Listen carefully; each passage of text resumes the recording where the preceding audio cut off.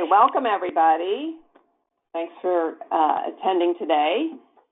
My name is Jennifer Griffith and I work at NMOA, which is the Northeast Waste Management Officials Association. I have the website at NMOA's homepage up here so people can read a little bit more about what NMOA is. But we're basically an interstate association set up by the governors of the 6 New England states back in the 1980s to deal with, to help states coordinate on different waste topics, so solid hazardous waste and pollution prevention, toxic use reduction, that sort of thing. But then also the wayside cleanup programs are also members of NMOA. And New York and New Jersey subsequently joined. So we are the 8 Northeast states work together. And the wayside cleanup programs, one of the priorities for those programs is training and information sharing. And so this webinar today is part of that series. We've been doing a lot of webinars that a lot of you are probably aware of on different PFAS topics lately, but the states also continue to have interest beyond PFAS.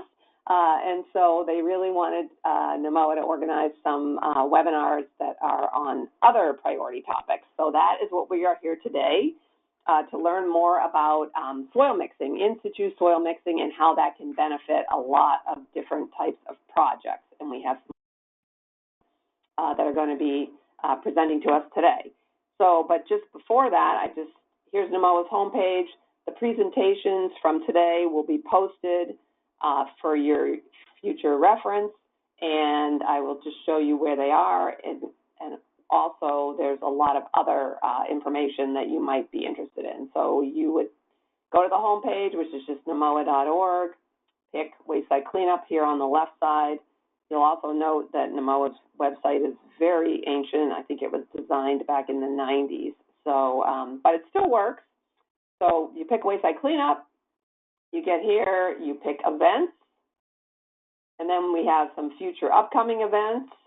We have 2 more webinars that are currently you can register for. They're about vapor intrusion if you're interested. Next week will be a focus on assessment, and the following week on mitigation.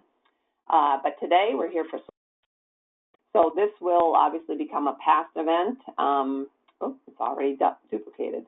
And then the presentation will be posted. I'll rework the web page for the webinar to put it in the past tense and post the presentations here. But as you can see, NMOA's done a lot of other webinars, and we've also hosted in-person workshops back when we could do that. So here was a workshop, and all the presentations from all of these different events are posted for your future reference. So on the webinar today, we've got people from all across the country. So thank you for joining us. And because of the large number of people attending, we will not be able to ask questions verbally. You can type them in at any point. So in your control panel for GoToWebinar, there should be a box or a section for questions, and you can enter questions that you have at any point.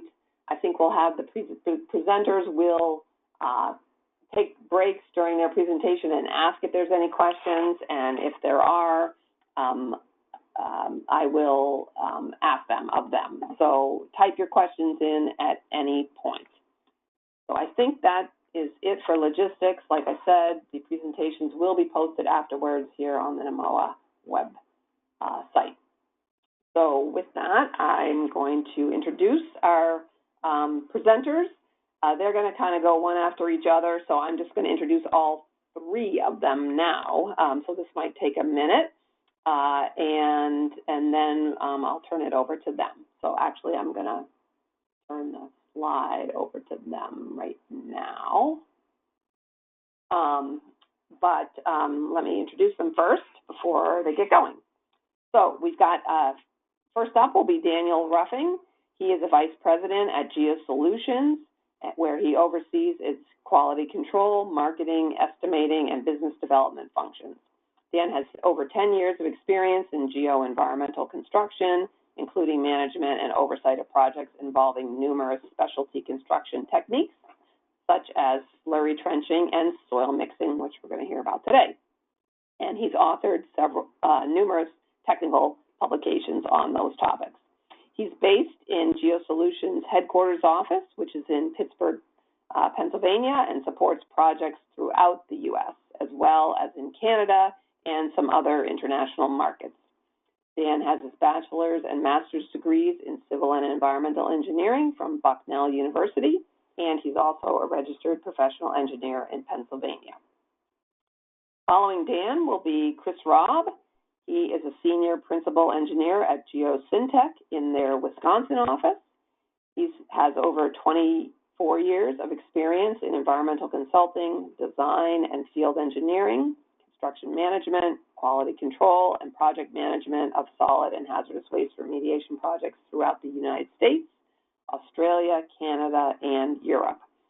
Mr. Robb is a recognized leader in the design and application of in situ solidification and stabilization technology for Superfund, manufactured gas plant, and sediment sites, and has authored numerous peer-reviewed technical public presentations and papers, and he's presented at various conferences and industry groups. He was also a contributor to the 2011 ITRC, which is the Interstate Technology and Regulatory Council, another organization of states and folks. Their guidance document, which was on development of performance specifications for solidification stabilization. Chris has his BS, Bachelor of Science in Civil Engineering from the University of Wisconsin in Milwaukee. And then finally, we'll hear from Darren Payne. He is responsible for oversight of operations at Geosolutions, including key decisions related to safety, quality control, operations, and the allocation of company resources. Darren has over 20 years of diverse experience in overseeing all phases of project development for geotechnical and environmental clients. Darren is experienced in various site remediation and construction techniques, including soil mixing, in situ solidification and stabilization, biopolymer and permeable reactive barrier, slurry walls, slurry cutoff walls, engineered shoring and dewatering, demolition, and earthwork. So Darren, is based in the St. Petersburg, Florida office of Geosolutions, and he graduated from the University of Massachusetts Amherst with a degree in environmental science. So with that, I'm going to turn it over to Dan. Take it away. Okay, thanks, Jennifer, and thanks everybody for calling in today. The talk that we're going to do is going to be about in situ soil mixing, specifically focusing on the application of soil mixing to environmental remediation sites. The four photos that you're looking at right now, the bottom two would be applicable to today's presentation. I included the other two to just highlight quickly some other applications of soil mixing, which include geotechnical improvement, which might include for liquefaction control, bearing capacity improvement, or slope stability improvement, and then also the installation of containment features on the right there.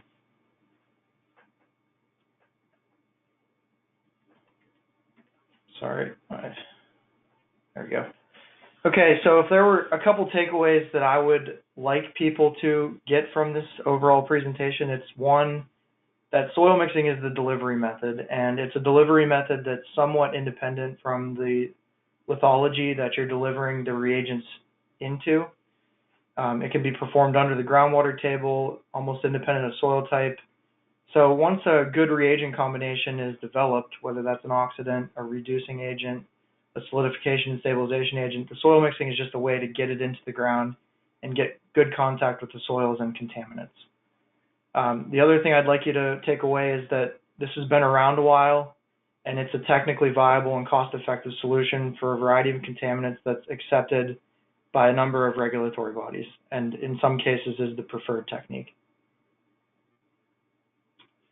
So the concept of soil mixing is relatively simple. Basically, it's a method of adding reagents to soils. Sometimes it's just a mixing of soils with soils. Concrete could be considered a soil mixing technique in that It's Portland cement mixed with a variety of different aggregates in specific proportions. Bricks would be another old application of soil mixing where you're mixing clay with water. But really our focus today is the in situ application, so any soil mixing that is performed underground and specifically for environmental remediation objectives. The overall general history of soil mixing is that a patent was filed in Ohio back in the 1950s, which was for geotechnical and earth retention applications. A lot of the development of the technique and the improvement of equipment, which drives the application of the soil mixing technique to different sites and more challenging sites, was in Japan and Europe, and specifically the focus there was for improving the stability of marine soils and sediments through the inclusion of lime and Portland cement. In 1987, through a JV with a Japanese company, the technique was brought back into the United States for a large seismic retrofit of the Jackson Lake Dam out in Wyoming. And about that same time, you started to see the application of the technique for the solidification and stabilization of waste. And then more recently, the reagent combinations have gotten more complicated, so we're doing a lot of oxidation, reduction, enhanced biodegradation, steam stripping. So the technique is the same, the equipment is relatively the same, but the reagents have changed over time. The process can vary from in situ to ex situ. Our focus today is the in situ component of it. You can add the reagents in a wet form or a dry form. Most of the environmental remediations are performed with wet grouts. There are a variety of equipment techniques, which we'll talk about later, which include, excavator bucket mixing, rotary tools, which are large rototillers essentially, and augers. And then the augers can be in a single auger configuration or a multi-auger configuration. But basically, the overall purpose is to get the reagents into the soil and to mix them into the soil well.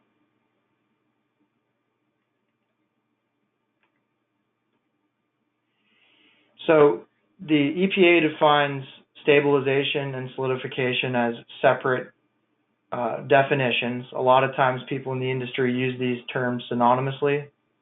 That's sometimes correct because a lot of times if you're trying to target a solidification approach, there's also some stabilization that's taking place.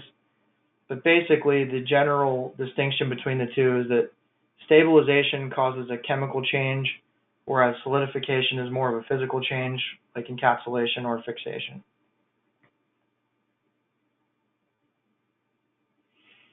So some common acronyms in the soil mixing industry are the SS, that's stabilization and solidification. So that's for any technique where you're not necessarily distinguishing between one or the other, and it's possible that both are taking place. And then ISS is just in situ solidification and stabilization. So common reagents that are used for each of these techniques. Portland cement's by far the largest reagent, but blast furnace slag is probably a close second and has gained a lot of steam over the last few decades, mostly related to the fact that the slag improves the performance, and a lot of times it provides a cost benefit. And then there's other reagents like bentonite, various kiln dusts, and lime that can be added for specific purposes. You can add reagents that adsorb or absorb contaminants. Those might include organoclay. Bentonite has some of those characteristics, or activated carbon. If you're targeting an oxidation reaction, you get into the persulfates, the permanganates, the peroxides, and various other oxidants. And then reduction would be zero valent iron, ferrous sulfate. And biodegradation is often performed as a supplement to a reduction reaction, but a lot of times the biodegradation component is either through the addition of air or some sort of carbon source like EVO or guar. So another application of soil mixing that isn't really a delivery of reagents necessarily is the addition of steam or hot air into the soil to volatilize the contaminants or strip them from the soil and groundwater. And then those contaminants are carried up with the air or steam to the surface. They're collected in a shroud, and then all of the air in that shroud is pulled out and run through a carbon or other filter to trap the contaminants in that carbon base which is then disposed of off-site.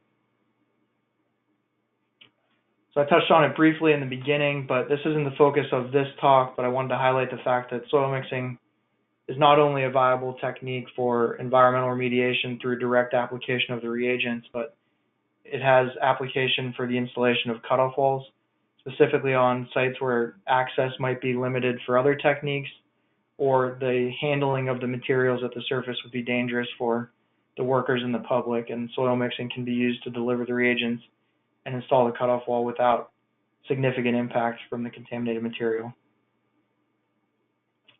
The other related application is the use of soil mixing to install excavation support systems. This is often a common application of soil mixing on sites where soil mixing is already being used to perform some other site function, and the excavation support is a secondary feature, and it saves the project time and money by not having to mobilize a second contractor or having to do a different technique. The soil mixing is just used to accomplish multiple site objectives. So going through some of the methods of soil mixing, bucket mixing is the most primitive method, and this is essentially just using an excavator to mix the reagent into the soils, wet or dry. It's the lowest cost, and it's applicable for depths up to 10 or 15 feet or so, maybe a little bit deeper in certain conditions. Rotary tools can be used to improve the bucket mixing. They impart additional mixing energy. In some cases, they can be used to extend the bucket mixing a little bit deeper. But these are essentially large rototillers. Most of the commercially available units are not suitable for mixing virgin soils, so they're really for additional mixing after the bucket has already been used to loosen the soils. As you get deeper than 20 feet or so, you get into auger mixing. Single auger mixing is the most common technique, and this is with large diameter augers up to 10 or 12 foot diameter. Much better QC than you would get from bucket mixing, but at a slightly higher cost. And then multi-auger mixing can be used for really deep applications. It's also efficient for the installation of linear elements like the containment walls that we were just talking about, but it comes at a higher cost. So on environmental sites, a lot of times we're trying to apply the reagent evenly over a large area. So you take all these circular elements, you put them into a grid pattern that provides 100% treatment. And on some sites, the owner or engineer would like to see the soil mixing column. So these two photos on the right are from test programs where the elements were installed and then they were exhumed so that the overlap could be observed. This is just a couple example batch plants that are used. Reagent addition is very important. A lot of the reagents that are used for soil mixing are 30, 40, maybe even 50% of the overall cost of the implementation. So making sure that those reagents are added accurately is a really important part of the project, and you don't want to over or underdose for obvious reasons. So the general capabilities of soil mixing, depths up to 60 feet are common, but deeper depths have been completed. I think we just did a pilot study last year down to 97 feet, for instance. But it gets significantly more complicated and more expensive as you go past about 60 feet. The lowest cost applications are the shallow applications. I put the breakpoint at 20 feet, but it could easily be set at 15 or maybe even as deep as 30 feet. And the reason that the lower cost is possible at those shallower depths is because the more primitive methods, the bucket, the rotary tools, can be used at that depth. Soil mixing is generally applicable to all soil types. There's certain things you need to consider in specific types like clays, but it can be used in all soil types, and it can be used below the water table without the need to dewater or support the excavation. Some of the limitations of soil mixing, it's not rock mixing. You know, we often get asked, can you put soil mixed elements through soft rock or tie them into soft rock? And the answer is generally no. There are some tooling configurations that can be changed so that you can get some penetration into rock, or maybe mix through a small layer that's more of a mudstone. But in general, soil mixing is not applicable for rock. It also cannot be performed in and around obstructions, which might include boulders, nested cobble groups, old foundations or old wall structures, and utilities. Some of the shallower methods, specifically bucket mixing, can be used to accommodate some of these obstructions. You can pull some things out during the bucket mixing process or work around shallow utilities. And utilities are a problem both above and below ground because whatever the depth of soil mixing is below the ground, there's likely going to be equipment that extends at least that height above the ground. So just highlighting a few of the industries and applications where soil mixing is commonly used. Manufactured gas plant site remediations are probably the largest application of soil mixing, specifically because the contaminant there, being coal tar and dean apples, is very challenging to remediate using other techniques. So ISS is a preferred technique for those sites. For the same reason, wood treating sites are commonly dealt with using soil mixing, and in lesser application, but for specific reasons at specific sites, it can also be used for PCBs and metals. And then for the treatment of VOCs and SVOCs, you can use the soil mixing technique to deliver nutrients, carbon substrates, oxidants, reducing agents, a variety of other reactive reagents that can be used to physically destroy the contaminants in place. So Jennifer, any questions before we jump over to Chris or Rob? Excuse me, sorry. I was just eating a little lunch. No, there are no questions at this point, but just a reminder to folks to use the question pane in the control panel that you have for GoTo and type in questions at any point. Okay, great. You can switch over to Chris now, Jennifer. Okay, perfect. Oh, great. There we go. That should work.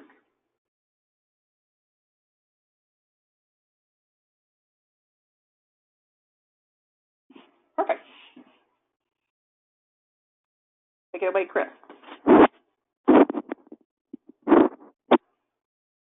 Oh, we don't have your voice. Okay, I'm here now. I had it on mute. Thank you so much, Jennifer. Yes, and thank you everyone who's attending today's webinar. So really the focus of the slides and the next things that I'm going to present are really around how to design an ISS remedy, but also how to design it in such a way that your contractor is going to be able to successfully implement it. There's going to be some features of how I talk about ISS in that regard today. And when we talk about the design process, there's various steps that we need to go through, or you may want to go through. And this is just an example of the various steps you might see in the design process. They're not always necessarily all required. You may not need a field pilot study. It may be a smaller job and you go straight to full-scale remediation. So today I'm really going to focus on these first three boxes, understanding what you want to do, your remedial action objectives, treatability study, and then the remedial design itself. But before we jump into that, I just wanted to remind everyone that the US EPA does define ISS as a treatment. And if you're looking for the reference for that, the National Contingency Plan has that documented in the publication that is highlighted here on the screen. In addition, the NCP establishes an expectation that the EPA will use treatment to address the principal threat waste posed by a site wherever practicable. Now, 20 years ago, when I first started working on surplus sites, the principal threat waste concept was not as commonly used, but we're seeing it more and more incorporated into site cleanups. And the takeaway I want you to have from this particular slide is that ISS is a treatment, it is appropriate for addressing principal threat waste, and there are numerous examples where ISS has been directly written into records of decision to address principal threat waste. So first and foremost in design is ask yourself a question: what are you trying to achieve? Are you trying to limit contaminant availability and/or transport to the environment? Do you want to reduce contaminant mass? What considerations for remedy permanence? Or are you looking just to increase the strength? But understanding your remedial action objectives is key before you go out and even do any pre-designed data collection. You should also think about how you're going to determine success. How are you going to measure success of this remedy? How are you going to demonstrate it meets these remedial action objectives? And you need to understand who you're working with, not just various regulators you might be working with and what a state or another agency's perspective might be on the technology and if they have experience with it, but also who you're talking to help you with the design. And part of that aspect is understanding what permits may be required. They can vary from state to state. And a quick example, some states may require an injection permit, some states may not. So it just depends on where you are. For pre-designed data, there's a couple main areas of data that you want to collect. You want to understand the geotechnical characteristics of the soil that you're going to be treating. And usually that's first done by doing some soil borings. I'm sure there's been some pre-characterization done at the site. When you look at those boring logs, pay attention to blow counts. And if a driller hits refusal and moves on to another location, really explore that, because refusals can be indicative of an obstruction. And as Dan highlighted, that is problematic or can be problematic for implementation of in situ stabilization solidification. There's a few things you want to understand about the physical parameters of the soil. I'm going to talk more about that in a future slide. Contaminant distribution. What are your contaminants of potential concern? Different contaminants and or if you have non-aqueous phase liquids may require slightly different mixes or reagent additions to address. Understanding your geochemistry, and in particular, understanding things that could potentially attack or inhibit the cementitious reactions or cause long-term degradation of the ISS. All of these things can be overcome. It's just a matter of understanding it up front. And the figure that you see here is just an example of all the different things that potentially you may need to consider overall. And then finally, doing treatability studies to understand and assess the efficacy of ISS and collecting those samples for the treatability study. I just have a quick slide on treatability studies. I'm not going to dwell too much on this topic, but in general, a pretty common framework that is successful for design is, first of all, once you understand your remedial action objectives, identify your treatment regimens and select the mixed designs you want to test. Then go on and identify the physical performance testing characteristics you want to look at. And I want to stop here, pause here just for a second, because if you're going to be screening lots of different mixed designs, you probably want to, keep your costs low. Just look at the mixed designs for strength and maybe hydraulic conductivity first, and the ones that do better, then move on to some secondary testing to refine the mixed designs, strength, hydraulic conductivity, and this might be a stage where you want to look at leachability or perhaps some other characteristics of interest. And then finally, select that ISS mixed design for pilot scale testing, or maybe just roll right into your full scale remedial action. Like I said, that all depends on the project. So for soil type considerations, first and foremost, probably what is one of the most important characteristics of soil is understanding how much water is available, not just from the soil moisture and water available from the reagent grout. Typically, ISS for environmental applications is applied using a wet grout mixture, cement grout mixture, so that's water and cement. And you can control the water content you're adding to the soil by varying the water to cement ratio. You can make it leaner or you can make it a little more wet. However, if you're going to be doing treatment in both the vadose zone and the saturated zone, those two zones are going to have a different amount of water that is available to participate in the cement hydration reactions. So you may need to vary your water content. And as long as you understand that up front, a contractor or an experienced engineer can help design those mixed designs to account for those changes in available water.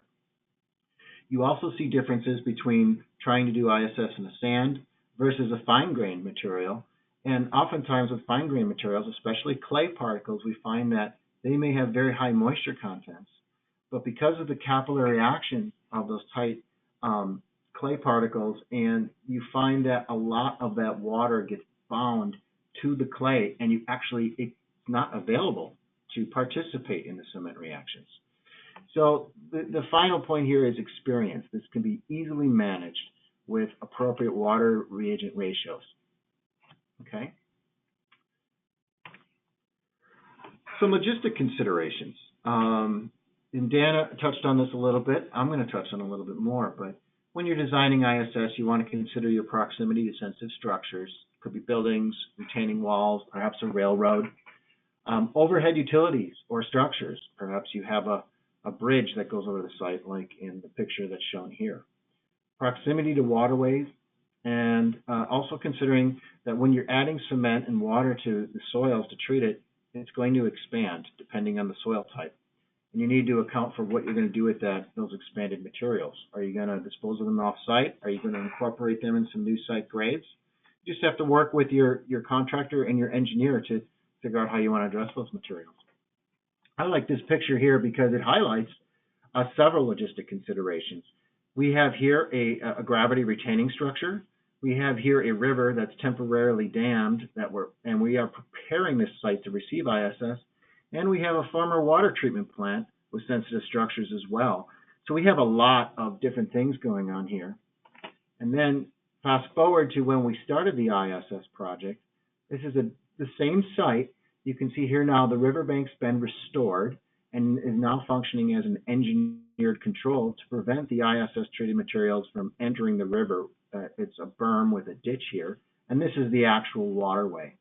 So you can see, even though this site is very, very tight or narrow logistically, you can still get this equipment onto the site with just some appropriate logistic considerations in design. Hydrologic and hydrogeologic considerations.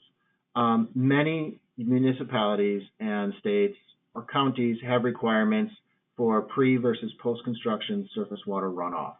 And you may not be allowed to have any increase in pre to post-construction runoff. So this is just an example of that consideration. The thing to remember is that ISS is a relatively impermeable material typically. It will reduce surface water infiltration in most designs, and so you need to account for that in your surface water runoff. Also, you may need to think about groundwater mounting or expression of groundwater at the surface in case the ISS interferes with the natural flow of where the groundwater formerly wanted to go. This is not a consideration at all sites, but this was a site that was in Florida with a very shallow water table, and we actually had to engineer a groundwater relief drain to provide groundwater path to get around the ISS treated area. Also, it may be important to assess, perhaps you won't have surface expression, but the groundwater flow paths, you will likely change the groundwater flow path. And it's good to understand that, but then you can use something like a particle trace to help you identify, hey, where are the best places to perhaps install a monitoring network to do long-term monitoring of the ISS. And there are lots of tools to help the engineers and designers figure this out. There's the HELP model for cover designs, groundwater flow models, and hydrologic runoff models. And all of these can be combined and can help influence any engineered controls you may have to install with the ISS, most typically like an engineered cover or direct contact barrier. Geotechnical and geostructural design. As Dan highlighted earlier, ISS is a ground improvement technology adapted for environmental remediation.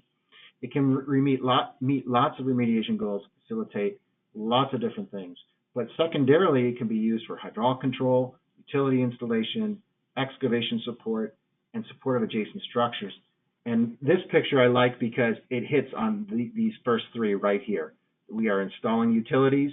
This is a site in Florida with a very shallow groundwater table, roughly 2 feet below ground surface, where we used ISS to actually create a retention structure and eliminate dewatering requirements to install these 7 by 11 foot box culverts. And you can see it also provides a safe excavation for workers to work in. And another feature of this is, And it also provides a way to, we're actually installing these box culverts right below a fiber optic bank. To evaluate other geotechnical and geostructural design considerations, you may need additional geotechnical tests. Things like triaxial shear testing, bearing capacity, or special density tests for soil cements samples. And then this picture just shows another example of doing ISS directly adjacent to a bridge pier. So it can be used to help facilitate and support adjacent structures. ISS treatment limits. So this is where one of the aspects really meets the road for designing ISS treatment. Typically, what is often done and what we see most often is a cut line approach, where your designer, your engineer, designs a cut line and selects an area that is required for ISS, typically limits and depth. Within designing the cut line, they may incorporate some special design features. One of those might be a containment ring to help save costs or ease construction. Perhaps you want to consider like a low permeability mix on the exterior of the treatment area and a higher permeability mix on the interior of the treatment area that still meets all of your remedial action objectives. What administrative boundaries could there be, like a railroad?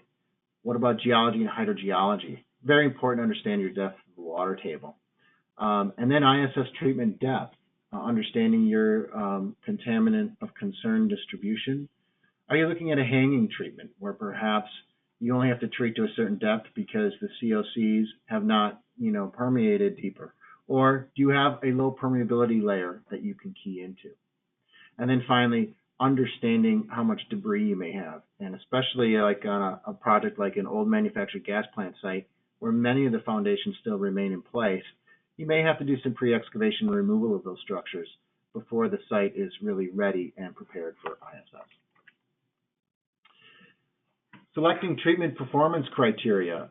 What's shown on this screen, there's a lot of information here, but these are just fairly common ranges. And the three most common performance criteria are unconfined compressive strength and hydraulic conductivity. During the treatability study, oftentimes owners and regulators want to see some sort of leaching tested to evaluate how the cumulative release or mass flux has changed in the environment.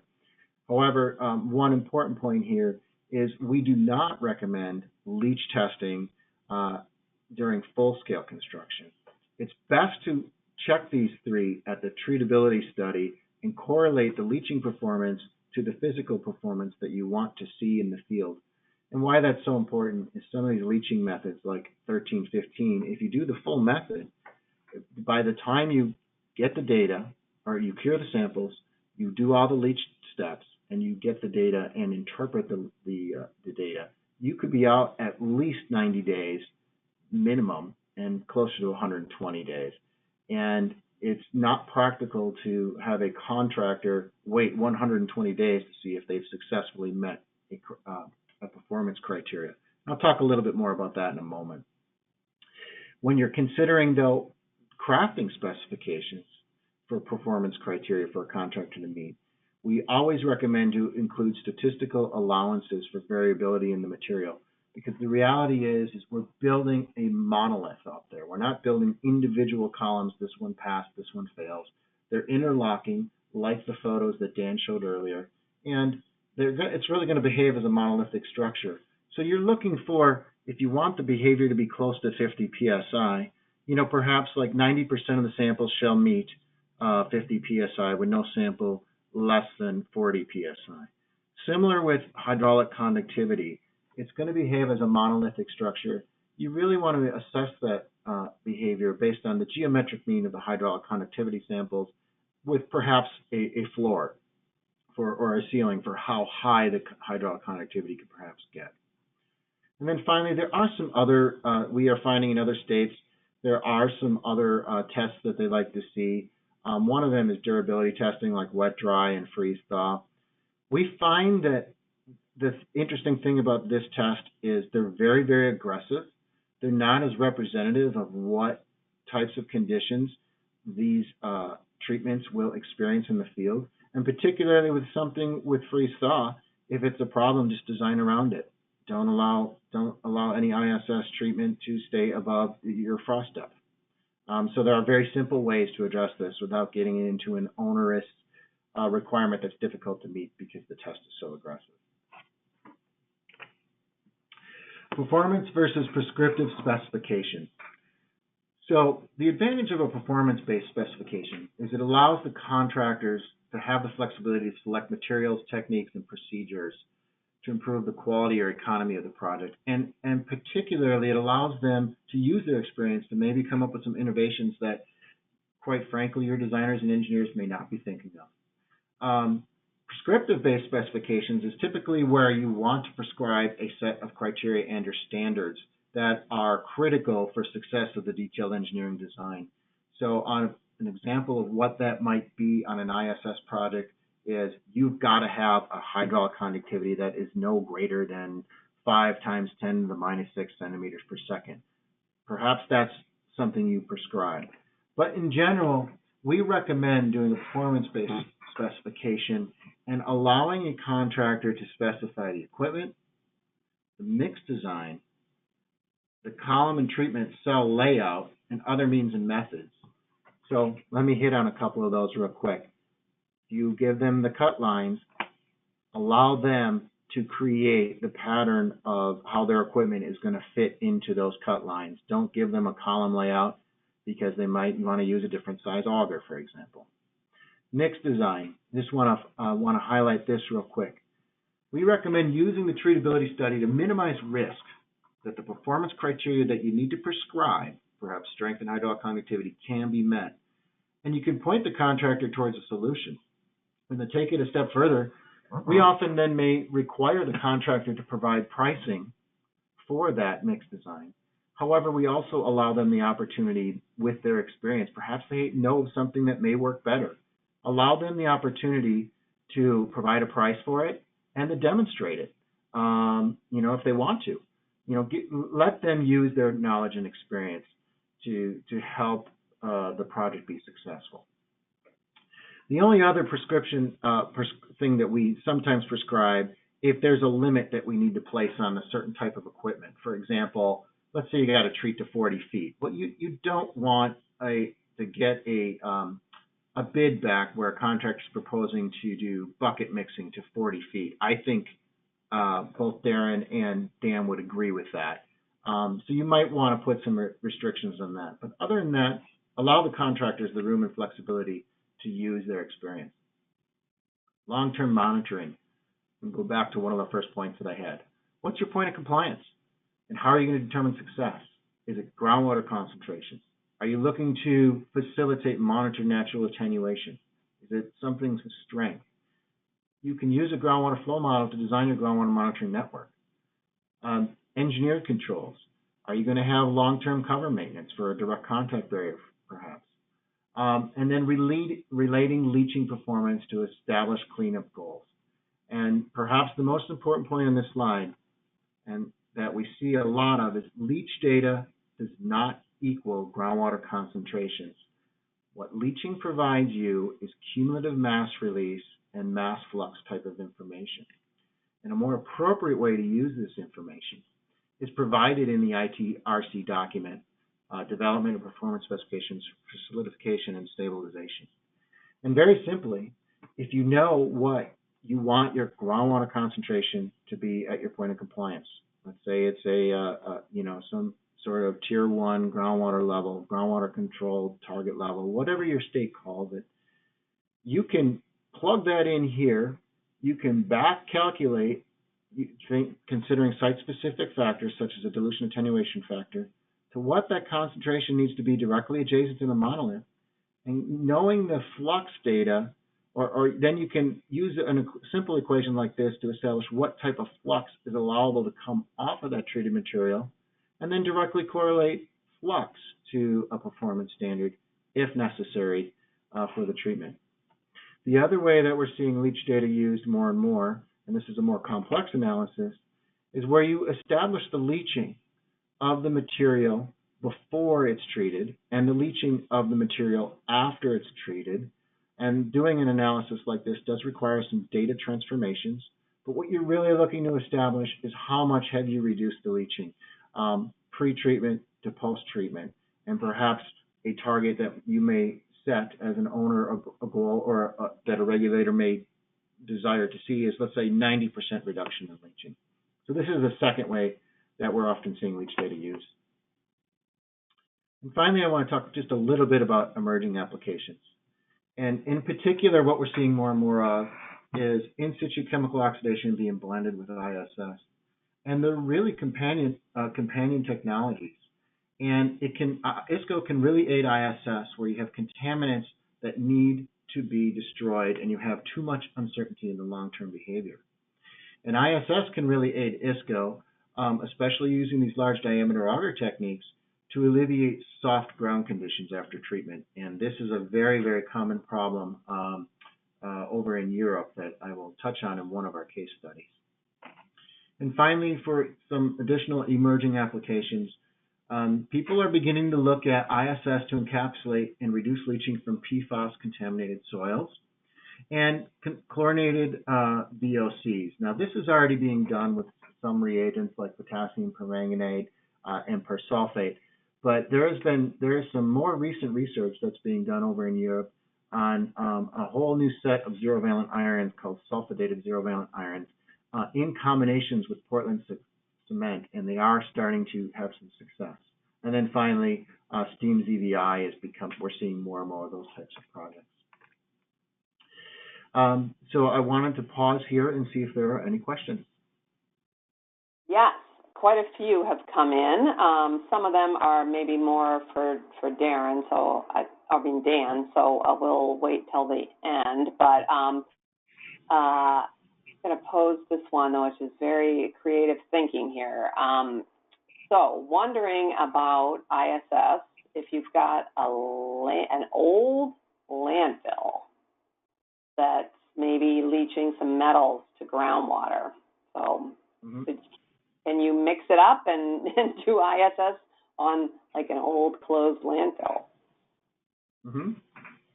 So is the question, can you do ISS on an old closed landfill?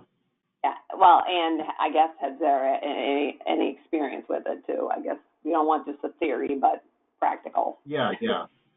I can take a shot, and then Dan, if you want to chime in. So ISS is excellent for metals, especially the cationic metals, and for a lot of the metals that you might see in a landfill leachate.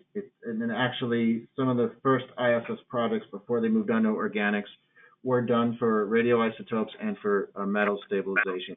Particularly things like lead are super, super easy to stabilize. We are looking at a couple projects right now for doing this on landfills, but I don't have any recent experience with doing this on a landfill.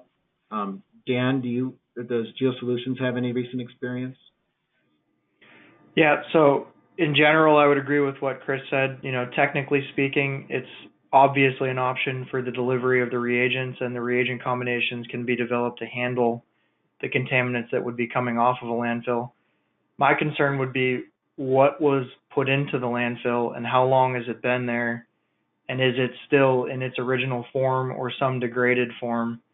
You know, there are a lot of things that are put into landfills, and sometimes they're not properly shredded, so there could be situations where the materials bind up the auger or limit the distribution of the reagent, which would make it less efficient or maybe impossible.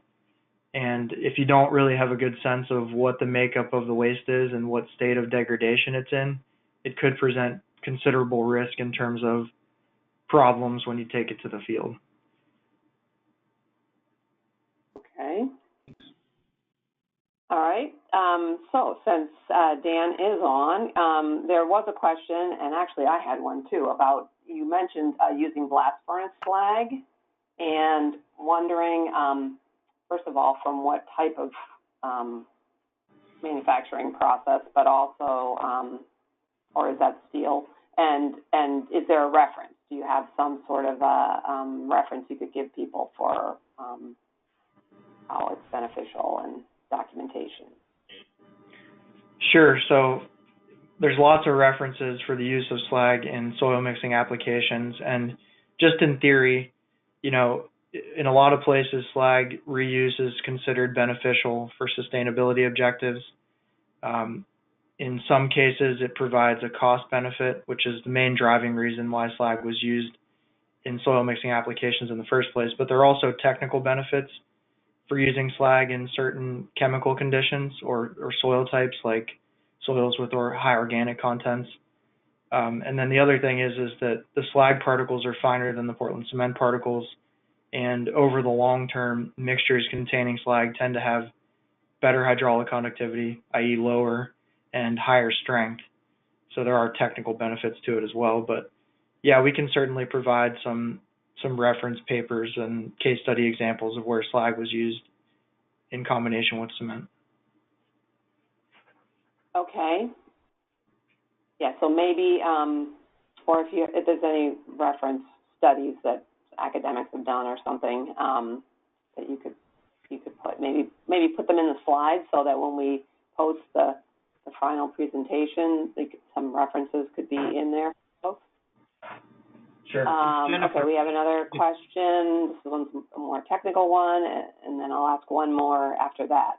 So, can soil mixing be effective in poorly permeable, silty clay soil that does have some moisture, but there's just, when you have a well, the recharge is very poor? Yeah, I can answer this, and I'm sure Chris and Darren would probably have opinions as well. But, we've applied soil mixing in very tight soils, fat clays, tight silts, dense clays. So it's certainly applicable. It's just back to Chris's point. There's considerations there. It may have a high moisture content, but most of that moisture may not be available for the hydration reaction. So it may require additional mixing energy or additional water added with the grout to make it effective. But I think the greatest benefit of soil mixing in that sort of soil type relative to another technique like direct injection is you can absolutely get good distribution of your reagent throughout the soil matrix, almost independent of what the soil matrix is, as long as it's properly designed and you give all the proper consideration for that situation during the treatability study and in the pre-design. Okay. Actually, there's two more questions since we're taking a break here. How about pH issues when you put cement in, when you're adding cement into the soil? Yeah, if I could tackle this one. This question and the previous question I can actually even better address in the case study that's going to follow these two questions. I find that I have found that over a wide range of pHs, you can successfully treat the soils. And in fact, this next case study, we had an acid spill of about 5,000 gallons of acid or acidic material that had a pH of less than 2, and it still did not interfere with our ability to do, so the cement chemistry takes over, even in a very, very low pH environment. The one area where it could get challenging, though, is if you're dealing with acid tar lagoons and acid sludges. But Dan and Darren, I think you guys have some experience with finding those types of environments as well, correct? Yeah, so to Chris's point, you can come up with ways to deal with different pH conditions. That's also going to play into the discussion about how the material is behaving in the short and long term through the leaching. Obviously, different pHs are going to leach things at different levels and cause changes in how the material interacts with the groundwater over the long term. But yes, there's typically ways to design around those sort of things, and we have applied soil mixing in both very acidic and basic conditions.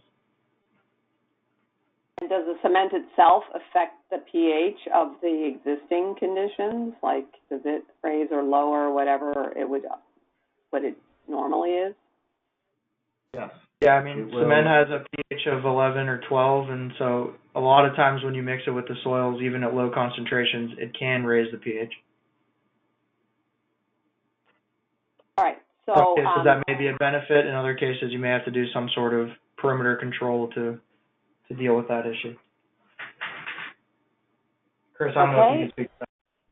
oh, go ahead. It's you're gonna create an alkaline environment around wherever you do ISS treatment, and the conditions will stay alkaline until most of the cement hydration reactions are complete, and then the environment finds its new buffering capacity, or it just buffers out the pH over time. So.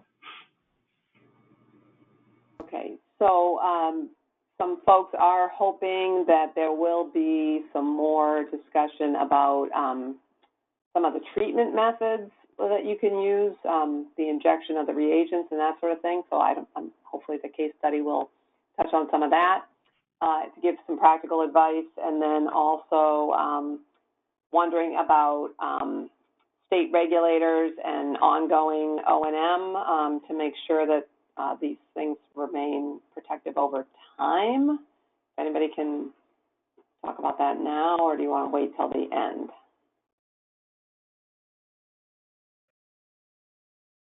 I think that one's you, Chris, if you want to talk about. I mean, in my opinion, it needs to be assessed at a site level. There's a lot of things, going back to Chris's slide with the little ITRC figure that shows all the various factors that might be impacting the ISS monolith over time. So it's definitely a site-specific consideration, but there have been a lot of case studies where this was implemented a long time ago, and long-term monitoring has showed that it behaves as intended over the long term. And I would say that probably the gold standard for a case study is the Columbus, Georgia manufactured gas plant site, which was completed in the early 90s. And if you're interested in that, you can go out and just type that in and type in EPRI. That's the acronym for the Electric Power Research Institute. They did a 10-year assessment after that site was completed. That's a document you do not have to pay for. It's free. And you can read about how they went about assessing the ISS on that site 10 years later. It's an excellent case study, and it's still holding up to this day. So that's going on 30 years. That's probably one of the older examples in the United States, especially on an MGP site. As far as long-term monitoring, also, what we're seeing more and more of is, really setting up the groundwater monitoring network to monitor the efficacy of the ISS over time. And we're finding more and more clients and owners are asking us to use a groundwater model to do that and to help design, in collaboration with regulators, what the groundwater monitoring network looks like. One of the more recent examples I was involved with was a site down in Florida, and we found almost an immediate benefit to the long-term groundwater concentrations in most wells directly adjacent to the ISS. And then with some of the more areas we thought would be problematic, what we're finding is really establishing conditions for a stable and or receding plume. So establishing conditions that will eventually, how shall I say, provide an environment where monitored natural attenuation can take place over time. So, but we can talk more about that, I think, in the case studies. Great. So let's move on so we have enough time for that. I'll make Darren the presenter. I'm going to, if you could keep me as presenter, Jennifer, I'm going to do the first. Oh, who's doing that? Nope, I went ahead, sorry. Yeah. If you just make me the presenter. This is Chris. Chris? Okay, sorry. Yep. Yeah, Chris had one more. That's okay. I have a case study, and then. Sorry about that. You have a case. Oh, okay. And then Darren. Okay, well let's get going then. Okay, good. So can you see the question slide? Yes. Excellent. Okay. So the first case study I want to cover today is the Solarard Gasverk site. This is in Denmark. And the reason we wanted to feature this as a case study is it hits on a lot of some of the questions that just came up. First of all, this is an extremely tight site, surrounded by old residential structures on all sides, 100 plus years old. It had very challenging geology. So the first 3 to 5 meters were peat, which presented significant stability concerns. But really where we wanted to do the treatment was in a highly plastic clay that was confining an aquifer. So this clay was extremely plastic and extremely fat and very, very difficult to mix. And then immediate down gradient, there was a waterworks. So ISS alone wasn't acceptable to the capital region of Denmark. So we proposed to do chemical oxidation in direct combination with ISS. And the thing about chemical oxidation is it's an acidic reaction often. And what we used instead was a base activated persulfate to kind of overcome some of that opposing chemistry. So our solution is we developed a simultaneous ISS in situ chemical oxidation treatment using slag cement as the base activator for the persulfate upon injection. And the result is we did effectively and were effectively able to treat all of the soils on site. We addressed stability, we had contaminant destruction, we were able to reduce leaching, and we typically had a strength greater than 50 psi, which is 0.35 megapascals, and reduced hydraulic conductivity typically to less than 1 times 10 to the minus 7 centimeters per second. So for the solution, we performed a phased treatability study. We looked at ISS, ISCO, followed by ISS, and simultaneous. Because we found that persulfate actually can really reduce the strength and slow down the curing of the cement. However, by combining it with slag cement, we were able to protect and inhibit some of that slowdown from long-term sulfate attack, and we were able to maximize contaminant oxidation. But one of the features and things that I want to show on this slide is what we found in these highly plastic clays, and that's what's shown on this drilling log here, is it really came down to all about delivering mixing energy.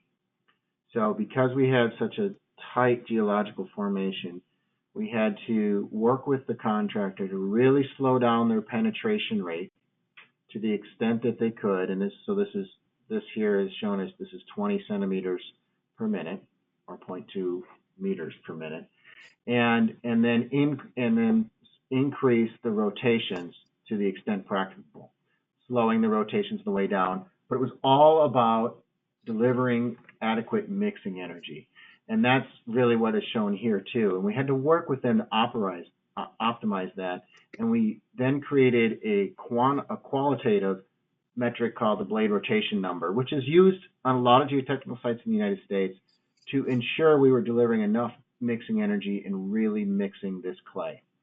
So these are just some of the other features of the site, but really what it came down to is 3 mixing passes to establish that optimum blade rotation number to mix the plastic clay.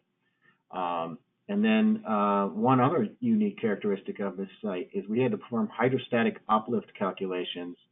Because the aquifer was confined, we were worried that we'd actually have groundwater expressing up through the ISS treatment and at the surface. So we had to also design this grout with a little heavier density to make sure that it had enough, that its unit weight was greater than water, and that we would not see water coming up through the ISS treatment. So I'm going to turn it over to Darren now, and Darren's going to jump into the next case studies, and then we'll pick up questions on these case studies after Darren's finished. So okay, over to you. So Darren. now I should present her, right? Yep. Sorry, Jennifer. It was a feature we added. Thank you. Great.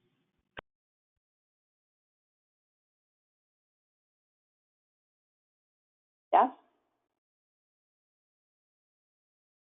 Okay, is that up? Yeah, go ahead. Okay. So now we're going to talk about some of the implementation of these techniques and reagents and some real world experience. So the first site we're going to talk about was in Indiana. It was soil mixing for remediation of CVOCs. The work was performed back in 2015 for a private client. The total volume treated was about 10,300 cubic yards, with treatment down to a maximum of about 45 feet. The soil mixing was performed on site with a 10-foot diameter auger mounted on a track-mounted drill rig. And based on the results of the pre-construction bend scale, including some column tests, the amount of ZVI needed to achieve suitable contaminant mass destruction was 1.25% by weight. Bentonite was added at 1% by soil weight to reduce the permeability of the contaminated zone and also act as a delivery method for the ZVI. So previous site activities and activities at the adjacent sites resulted in subsurface contamination with chlorinated solvents, primarily TCE and PCE. Geosolutions consulted with the designer for about 2 years prior to the field work, working through logistics and bench scale work with them. During the consulting period, reactive soil mixing approach with ZVI and bentonite clay was developed to promote an in situ reduction reaction of the chlorinated solvent source plume and also reduce the permeability of the contaminated area to prevent contamination of additional groundwater flowing through. So here's some photos of the work being performed. In the top right, you can see the auger actually mixing the soil with the bentonite and ZVI slurry. The bottom right shows the super sacks that the ZVI comes in, and it's typically loaded into the mixers from those super sacks. And the bottom left shows the treatment area. So one thing to note with a lot of the reduction reactions is that it leaves a somewhat fluid area, as where the oxidant reactions, a lot of those can be used with a post-cementitious addition. The reduction reactions would be hindered by the pH of the cement, and those reactions can take quite some time to destroy the contaminant. So it may be months or years before the cement could be added. So these areas need time to consolidate and some of the water to evaporate off and go away. A lot of it is stormwater in that particular picture, because we've reduced the permeability of the mass. The top left is a picture of the batch plant, which you can tell it kind of has a brownish hue. That has a lot to do with the zero valent iron, which tends to create kind of a layer of rust on some of the plant equipment. It can be a little bit challenging to work with if you haven't done it before. If like larger structures are planned for the site or desired, a ground improvement could be done later after these projects are completed, where cement can be added. You could improve the surface with a cap and cover system or other foundation improvement.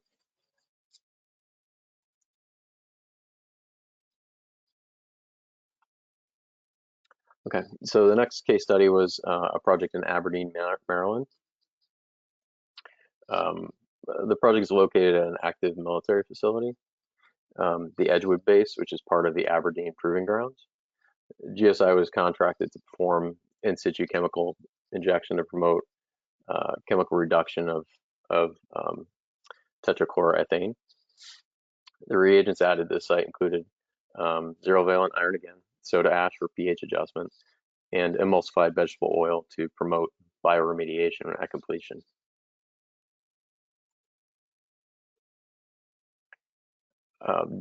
Geosolutions was contracted to ECC, who was directly contracted to a branch of the U.S. government. The work was completed at approximately 9,800 cubic yards to a depth of 22 feet below ground surface. The soil mixing on this project, similar to the last, was performed with a track-mounted drill rig. These drill rigs are typically European manufactured. caisson style rigs that are modified for soil mixing.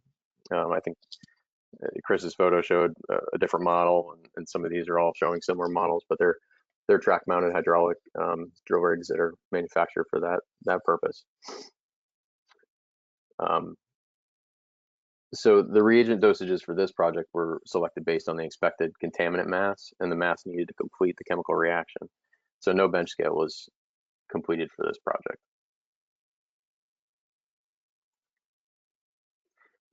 Some more photos. So one of the components of the project was that it was located at the back of an active military facility. So that typically has a few of its own challenges.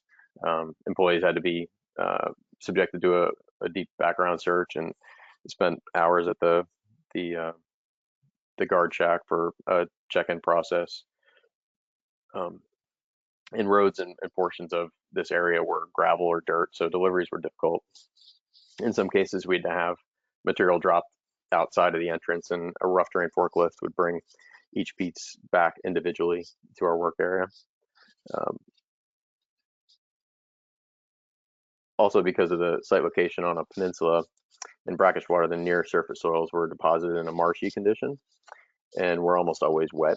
So it left for unstable conditions to work in, and required the use of crane mats, which you'll see in a lot of these photos. And a lot of times they are necessary since a lot of these rigs are heavier, let's say 200 to 300,000 pounds.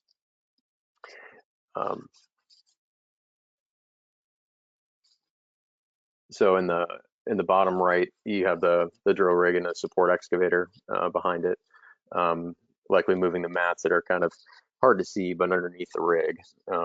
Those are typically crane mats, shown in the picture to the left as well.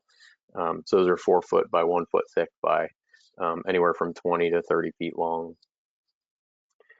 In the top left, you have a portion of the batch plant, which shows where the super sacks are unloaded, and some of the ancillary equipment. So the next project is in Illinois, Waukegan, Illinois. This site was in situ solidification stabilization at a MGP site. So had former manufactured gas plant impacts, and as common on most MGP sites, a lot of them were demolished and backfilled with not a lot of future plans for use. So a lot of the subsurface is full of obstructions and structures and foundation parts and bricks, things like that. So this project included an excavation of the upper 4 feet to try to get a lot of that material out. Some of that had to be demolished and then sized and taken off site. So an important part of the project became management of on-site spoils and off-site disposal to try to balance that. A lot of the spoils generated were kept on site. So that clean 4 foot overburden excavation was shipped off to off-site disposal, and a cap was designed to mound the spoils slightly up to promote overland flow and drainage.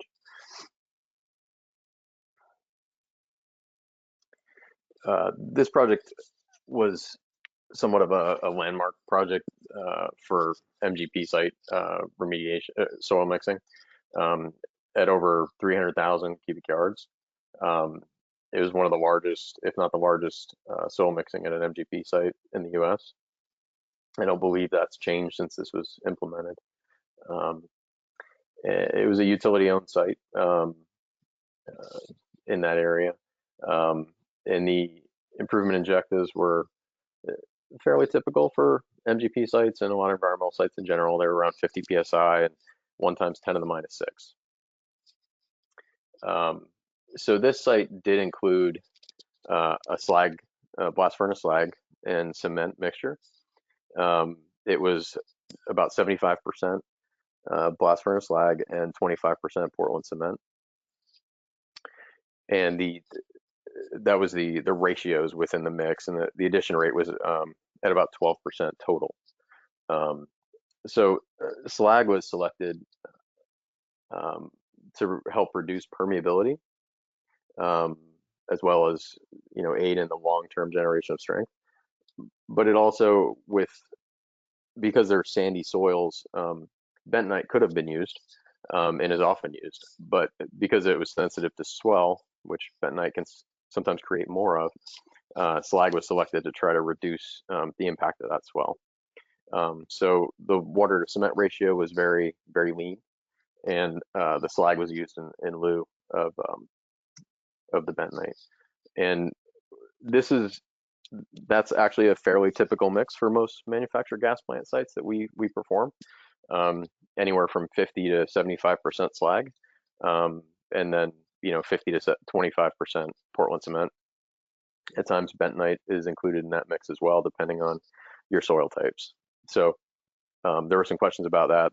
It is fairly widely used now, and we find it does have its benefits, especially since some other reagents are considerably more expensive, but may also reduce permeability, but not as effectively.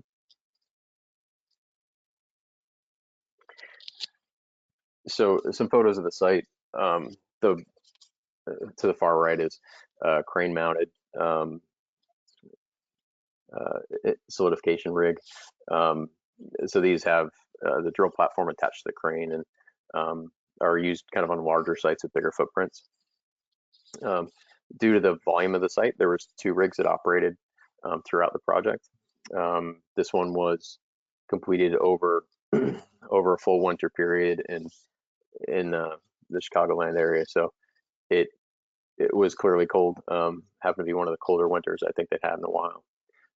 We were able to only miss a couple of days due to sub-zero temperatures and wind chills that were considerably below zero, by winterizing the plants and all the equipment every day and maintaining it.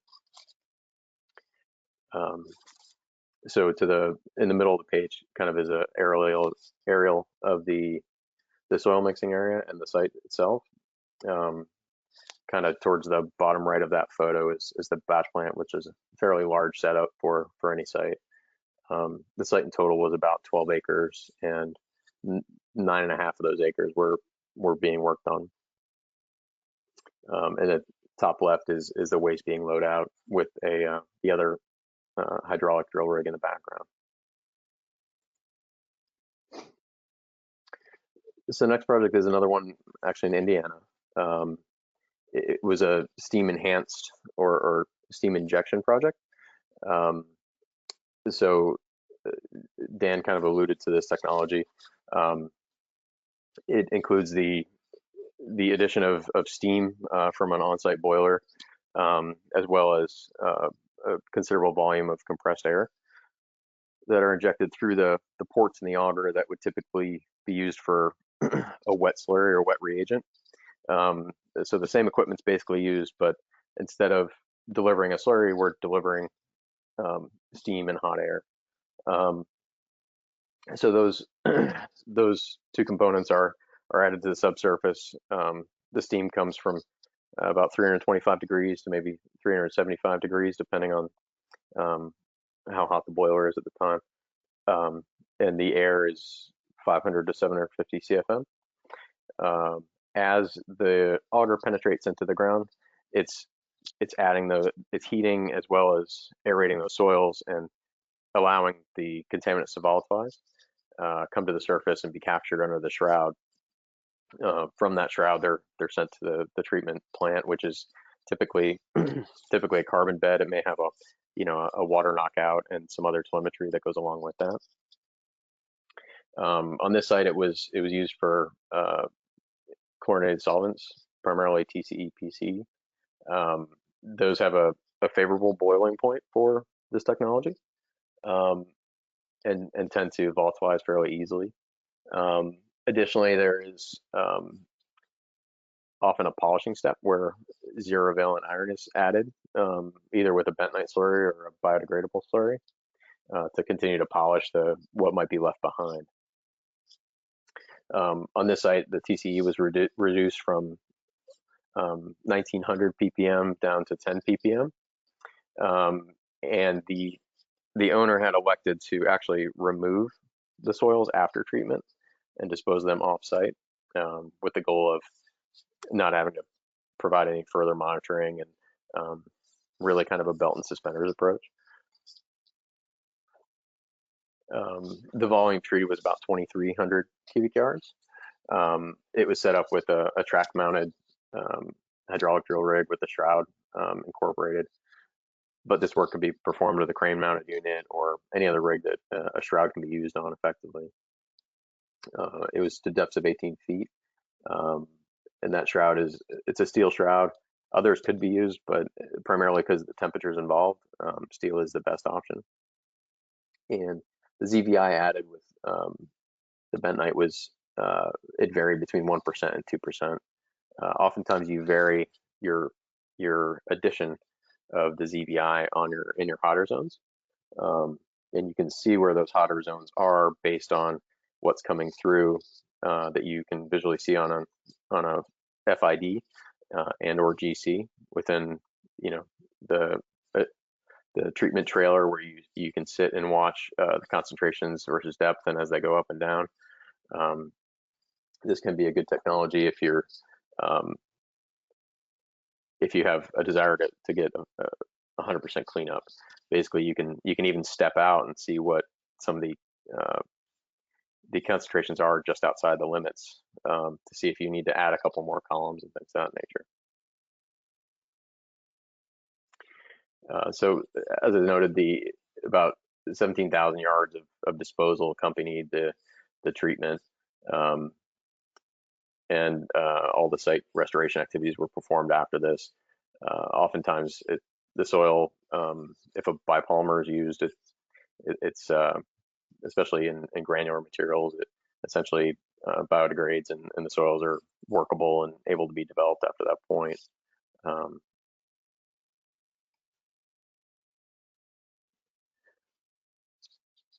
So the next case study is in East Rutherford, New Jersey. This project was a former glassware manufacturing facility. Again, TCE and related byproducts were the contaminants of concern. And it was performed back in 2010. Approximately 6,800 cubic yards, actually treated twice, up to about 20 feet. So the potassium permanganate, which is very identifiable in the next slide with its extreme purple color, was added in the initial pass, and then Portland cement was applied in a slurry approximately 3 days after oxidation. So on the top right, you can see the mixing with the permanganate, which is kind of unmistakable. It's a bright purple material, and just knowing how to handle it on the project and not kind of turn the site purple is important. A number of instructions were encountered, including deep foundations. Oftentimes, if you know the obstructions are there, you can go in and excavate either trenches or checkerboard to try to get those obstructions out before the mixing starts, which is always the better case. On the bottom left, you can see kind of the berm that was used to control the spoils in the area. Again, all these sites include an overlapping pattern, as Chris and Dan both showed, to achieve full coverage across the site. This project had 242 columns, and the average unconfined compressive strength was about 270 psi. That wasn't the requirement. These are the kind of the average that was achieved. Okay, and our last case study is from Norwich, New York, at a former chemical manufacturing facility.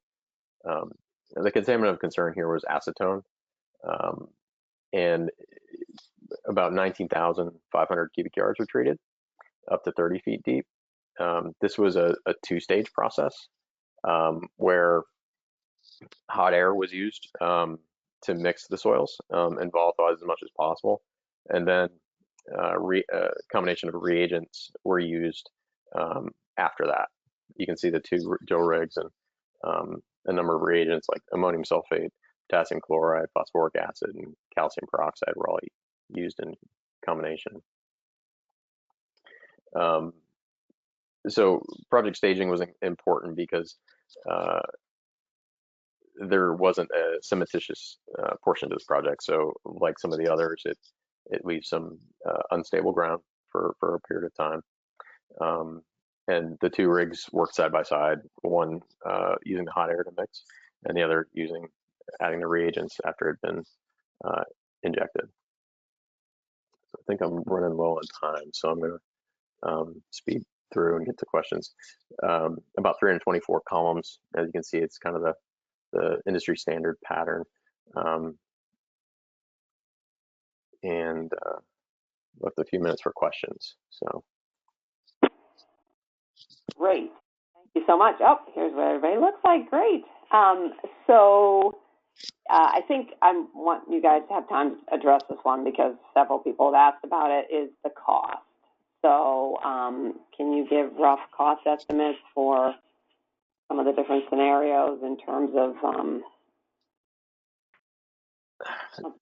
the treatment, or when you find, or when people, what situations people hire you mostly for? Because I'm assuming the cost is higher than some other methods.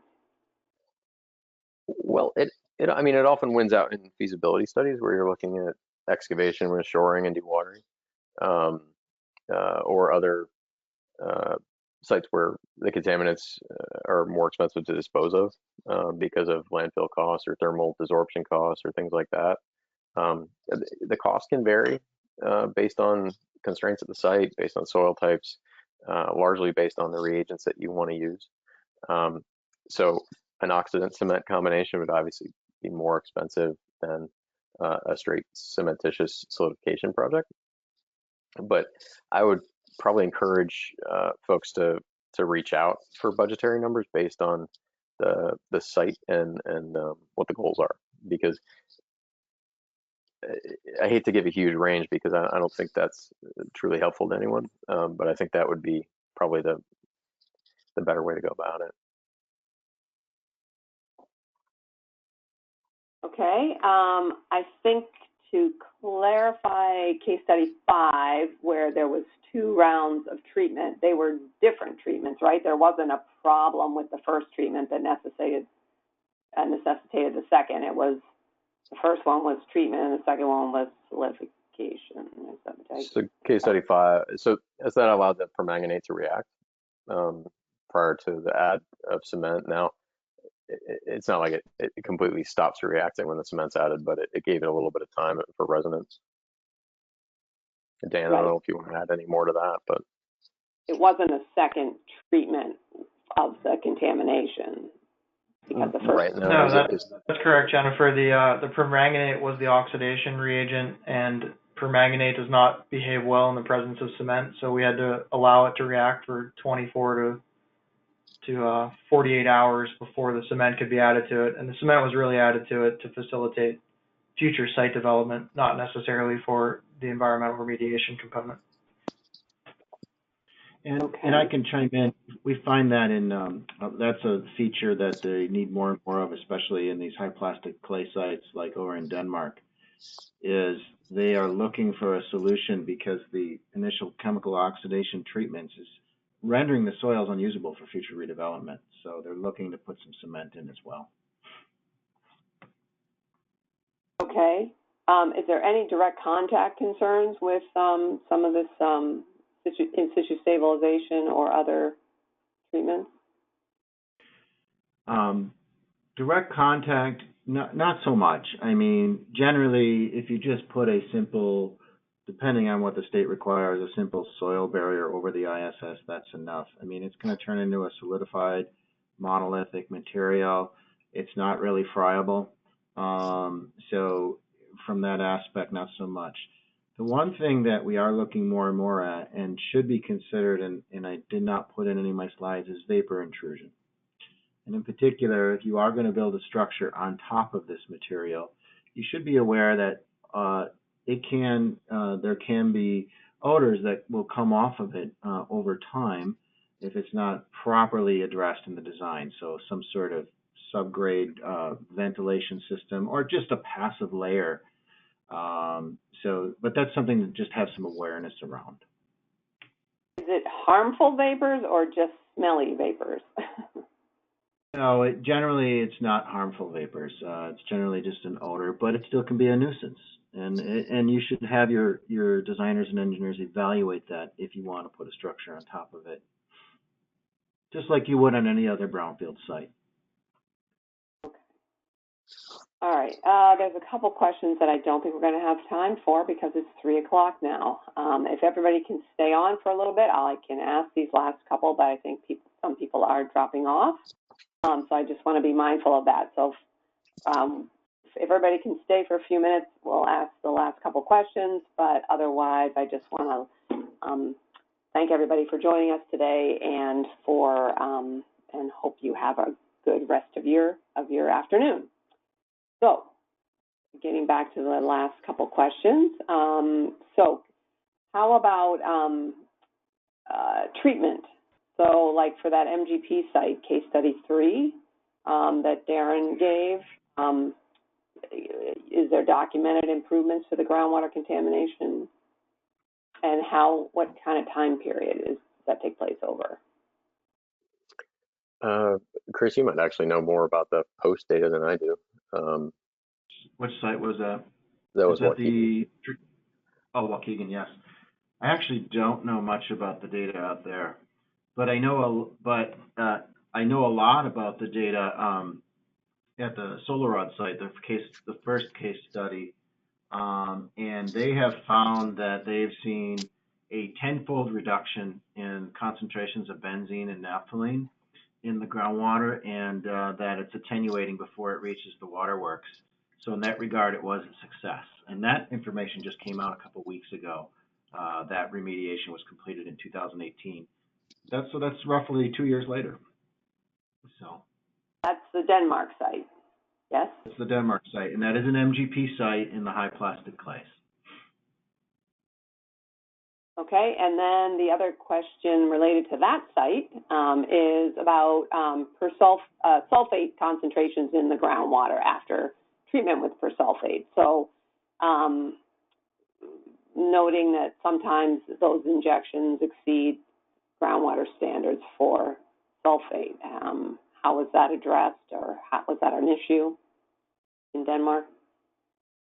In Denmark, it wasn't an issue because what we found is that the sulfate that was liberated through the persulfate oxidation reactions actually was used in the cement chemistry, and we did a little bit of research on it, and we found that it was incorporated into compounds such as ettringite. That's a cementitious mineral, so it actually was beneficial in that regard. But nothing that was so exacerbated that caused a concern. And obviously in Denmark, being directly adjacent to their waterworks, it was a concern for the downstream groundwater extraction wells. So. Okay, so you can design around that issue, it sounds like. Yes, we were able to design, and that's one of the reasons we selected blast furnace slag. To incorporate into the cement, the mixture in Denmark. So it has there's lots of reasons to use blast furnace slag or to consider using it. And there's not a downside to using it in terms of introducing contamination?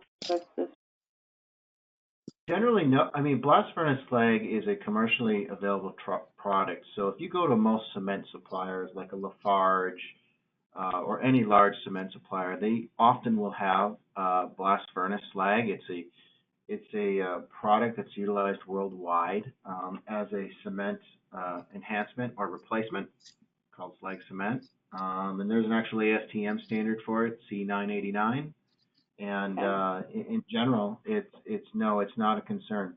In some states, I know here in Wisconsin, we actually had to do a beneficial use byproducts certification, where we just sent in some very general chemistry about the slag to get authorization from the state to use it in place of cement for this application. But that was a one-time certification. And once it was on their books, it's been applicable to all future ISS projects done in this state. So, yeah, generally no, it's not an issue. Okay, great. I think there's one more question, and that would be, I think that's it. Yeah. So going back to the thought about landfills and being able to treat landfills, what's the size obstruction that you can deal with or not deal with? Like if there was a washing machine in there, would that create a big problem, or how is stuff like that handled?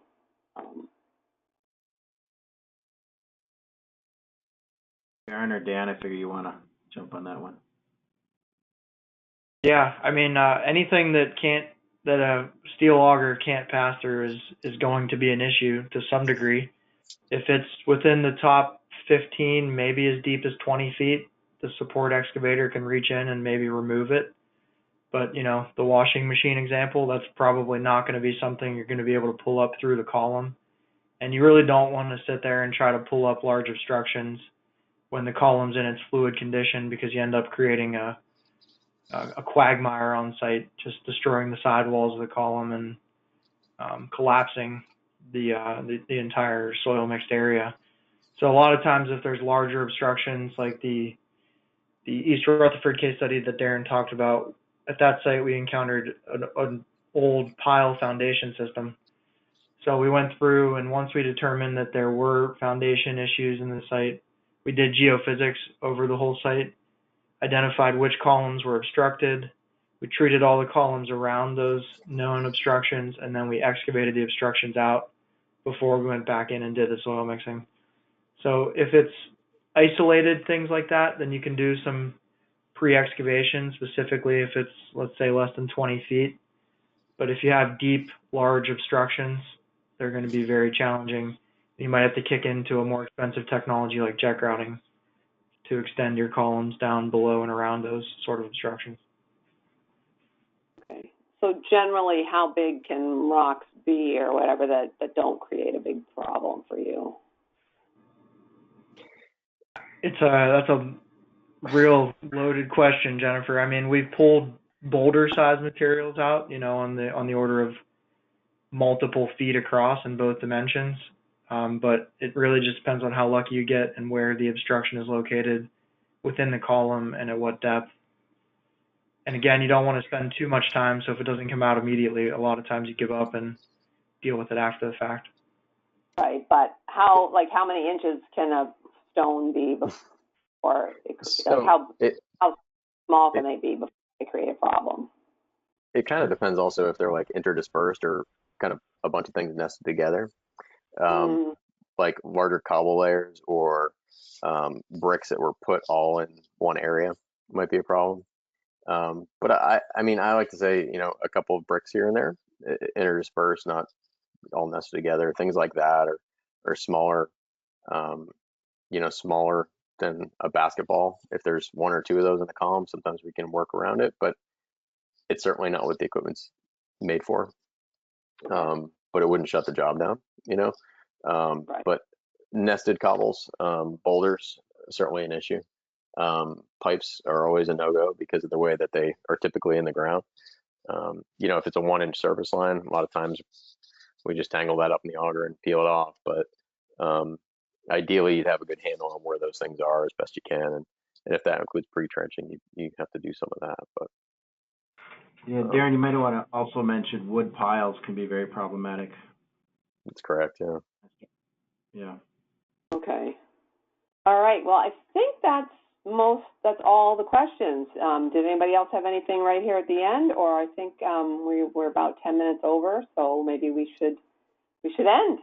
So again, thanks to those that stayed on here, and thanks very much to Dan and Chris and Darren for spending the time with us today and sharing this good information. I will be posting the presentations within the next day or Monday, whenever I get them from these guys. So thank you again to everybody that joined us, and thanks again to the presenters. All right, with that, I'm going to end the webinar. Thank you. Thanks, everyone. Bye, everybody.